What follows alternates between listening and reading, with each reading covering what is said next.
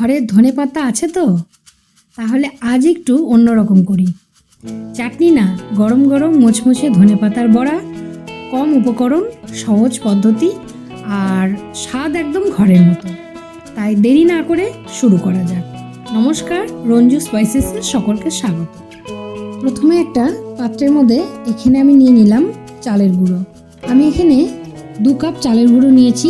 তার মধ্যে দিয়ে দিলাম হলুদ গুঁড়ো, তার মধ্যে দিয়ে দিলাম পরিমাণ মতো নুন, আর দিয়ে দেবো এখানে গোলমরিচের গুঁড়ো। চাইলে এখানে আপনারা কাঁচা লঙ্কা কুচি করেও দিতে পারেন। দিয়ে এবার অল্প অল্প করে জল দিয়ে আমি ব্যাটারটা তৈরি করে নিচ্ছি। দেখুন, ঠিক এইরকমভাবে অল্প অল্প করে জল দিয়ে দেখুন ব্যাটারটা আমার ঠিক এইরকম হলো। ব্যাটারটা এদিকে আমার হয়ে গেল। এবার এর মধ্যে যেটা দিব সেইটা হলো ধনেপাতা। আমি ধনেপাতাগুলোকে কুচি করে কেটে নিয়েছি। নিয়ে এরকমভাবে সুন্দর করে ব্যাটারের মধ্যে দিয়ে আমি মেখে নিচ্ছি।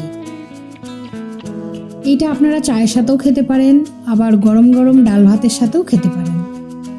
এবার এদিকে কড়াই আমি সাদা তেল গরম করতে দিয়েছি। তেলটা গরম হয়ে গেছে। তারপরে একে একে বড়াগুলোকে আমি এইরকমভাবে দিয়ে দিচ্ছি। ধনেপাতা আমরা অনেক রকমভাবেই খাই। অনেক সময় গোটা ধনেপাতারও বড়া রান্না করে আমরা খাই, কিন্তু এইরকমভাবে একবার করে দেখবেন, ভালো লাগবে।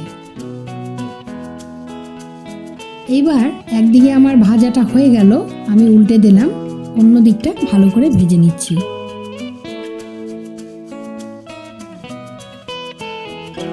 দেখুন, ঠিক এইরকমভাবে আমি আর একদিকেও ভেজে নিচ্ছি।